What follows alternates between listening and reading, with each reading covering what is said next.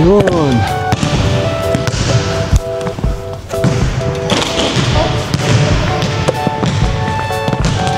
Yun. Yun oh, pogi. Oh, pwede na, pwede na.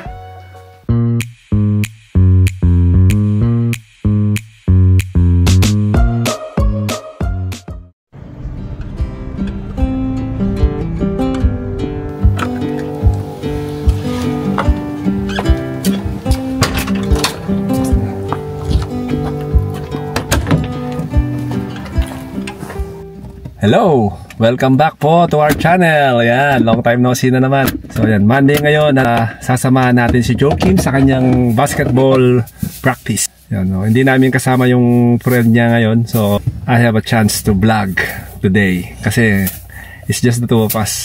Normally may sinusundo kaming kaibigan niya, yung best friend niya. Is he your best friend? What? Ayan, isa sa mga best friend niya. Maraming kaibigan tong anak kong to. So yan, hindi kami dadaan sa bahay nila, kaming dalawa lang. At yun, hindi kami masyado nagmamadali. So dadrive na ako, pupunta na kami sa Loudon Valley. Yan. Yun. We're here. So yan, dito na kami ni Joakim. At manonood daw ako ngayon kasi wala siyang kasama. Gusto niyang panoorin ko siya. So yan, samahan natin siya. Every Monday, ito yung ano namin, routine namin dalawa ni Joakim after work. Pupunta kami ng Loudon Valley. Yan, Loudon Valley Leisure Center. So meron ano dito, may swimming, may gym, may basketball, may tennis, kung ano-ano.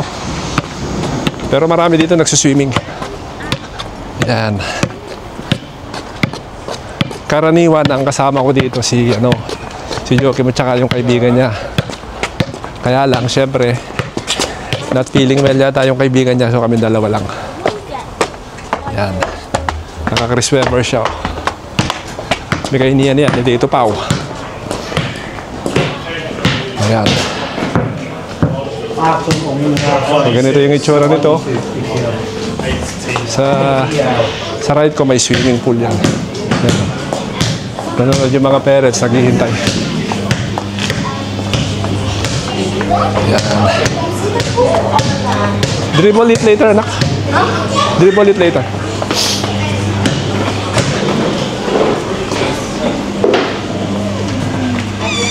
Maaga kami lagi dito eh. Ayan. So dito badminton. Yan. By booking dito. So ayan siya. Kami pa lang. Maaga. Pwede tayong konti.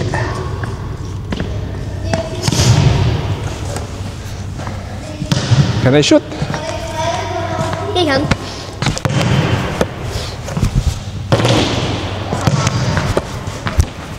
Oh.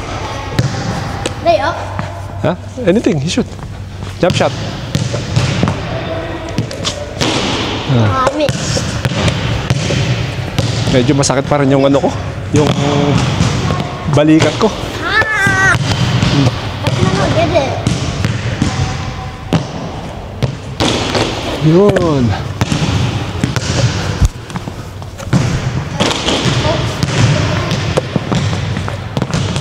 Yun.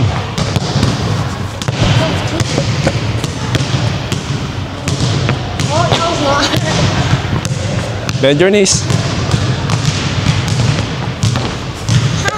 So yung basketball ni Joakim once a week lang. Hindi kagaya sa atin sa Pinas. Nung nasa school ako, anytime basketball. Umaga, recess, lunchtime. Tapos pagkahapon, dismissal. Di pa ako kagad umuwi. Puro basketball. Dito, ito, nagbabayad pa kami para lang makapag-basketball siya. Nice shot!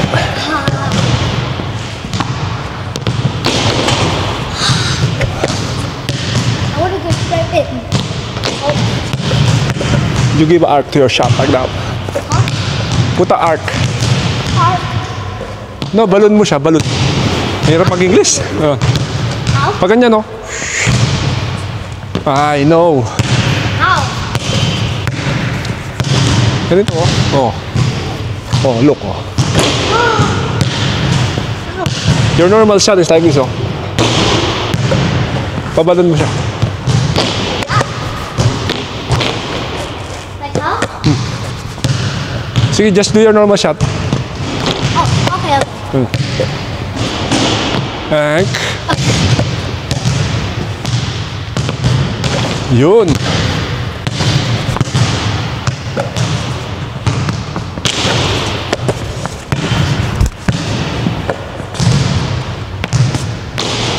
Yun. I wish I could.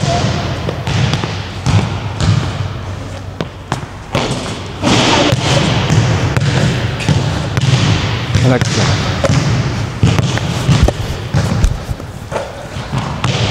Oh, one more. Dribble. Stop. One shot. You didn't even have to jump to shoot. I can't jump that high anymore, that's why.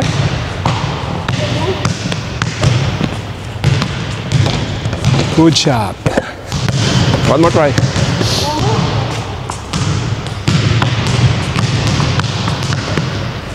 Oh, I missed. Yun. Don't you try to do it later? Ha? Wait, can you do demo later? Demo. Di pa siya marunong mag-layup eh.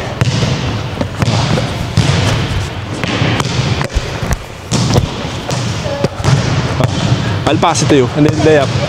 1, 2, 3. Now, how do you do the shoot? Just shoot it like normally. Oh, Baka mabangga itong camera natin. Marami ng tao.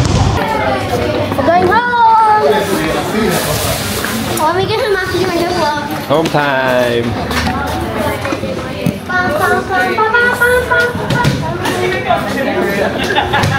But you know what, like a t-shirt. Thanks. Yan, uwian na tayo. What? When I come back, I'm gonna shower tonight. Heyo! Good job. Oh, I need to adjust your hair, oh. No, it's already. Yan yung gupit niya, oh. Ginupitan ko siya kagabi. Did I do good? Did I do good? Yeah, you did good. Uwi na kami ni Joakim. Lagyan lang natin ng cellphone dito. Tapos yung susi natin. Finish my basket. Mabuti na lang at luto na lahat. Wala nang lulutuin. Nakapagluto na si Joe kagabi. Normally, pagka uuwing ganito, minsan wala pang lutong ulam. Pupunta lang ng grocery tapos bibili pa ng iluluto. Minsan nakalimutan namin mag-tow. Mabuti na lang si Mami kagabi, kahapon nakapagluto na siya. Yan. Yun lang, pagka sinipag ako, sinisipag din siya. Siyempre, pagka pagod kami, pareho kami pagka nagtamad ako, natural, tatama rin din siya. Pero mostly ako yung mas tinatamad kaysa sa kanya kasi si Mami laging masipag, laging may energy. Kahit na pagod sa trabaho, yung energy niya ganun pa rin. Pero syempre, pagka ganun yung kasama mo sa bahay, mahihiya kang hindi gumalaw. Yan. Tapos na si Joakim at kami uuwi na. Tatrabaho pa siya. Napaka-hectic ng schedule ng batang ito. What other activities are you gonna have this week? Swimming. Huh? Swimming. Swimming, what else? Oh yeah, I'm going. No, the football, isn't it? Oh yeah, I'm going football tournament this Hindi week. ko alam kung marunong mag-football to. Hindi ko sure kung marunong to mag-football pero pinili siya ng school nila anyway, hopefully makapag-vlog ulit tayo sa Friday. Mapakita natin yung niya, yung not basketball, yung football game niya. Wala namang masama, basta try lang siya ng try.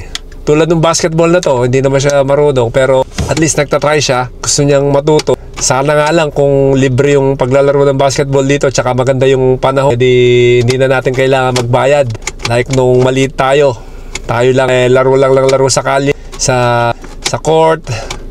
Minsan umaga, recess.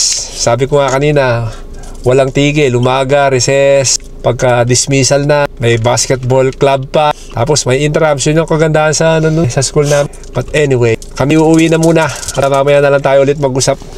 So ayan, dito na kami sa bahay. What are you doing? I'm just leaving this in the background for now. Nagre-record to.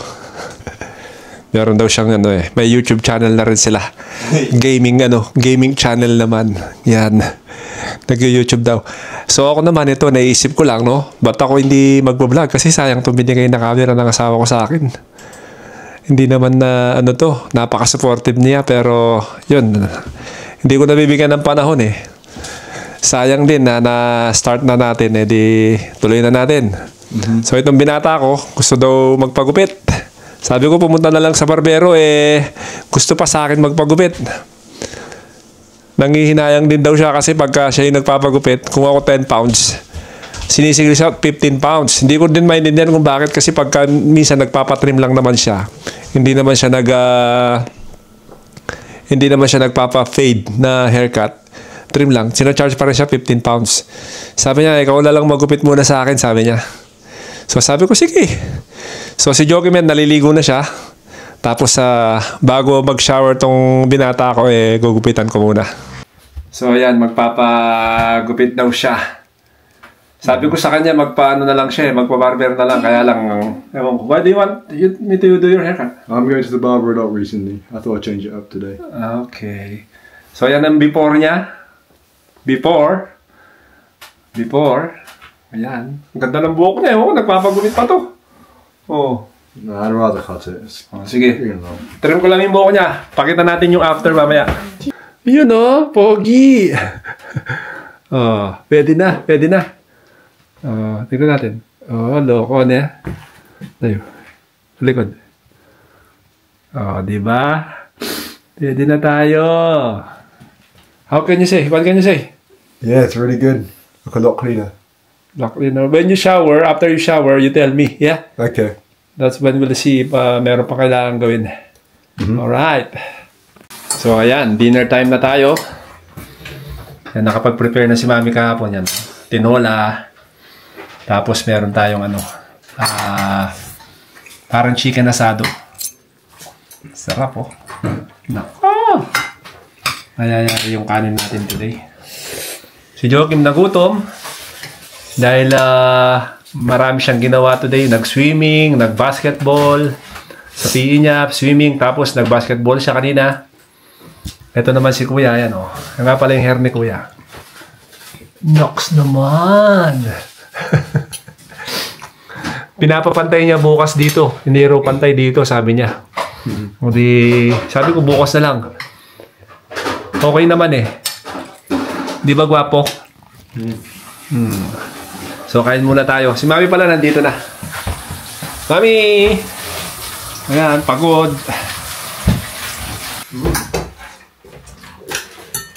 Mabli. Mom, no, apple. Nice. Yeah.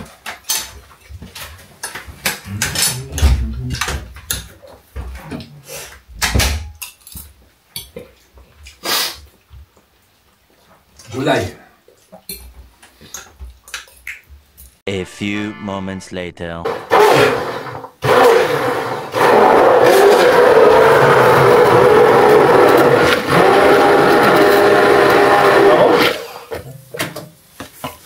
Ayan, no? So, nag-ano si John ng ano? Mag-inasal marinade. Nag-blend siya ng inasal marinade. So, ayan. After namin kumain, yan, dating gawi. At si Joe ang naghugas at ako yung nagpa-dry. Tapos, naisipan na namin i-marinate yung chicken. Para bukas ba yan o ano? Hindi. The longer na ma-soak siya, mag-marinate siya, mas masarap ang... Kung kailan mas matagal yung marinate niya, doon mas maganda. Masamang inasal. Ginaya ko lang tong recipe sa... Alam mo na. Sa TikTok? Kung sa Instagram? Sa Instagram, sa YouTube. Facebook. So, ngayon kasi, Mami, kahit di ka naman marunong magluto, no? Marami ka nang pwedeng gayahin.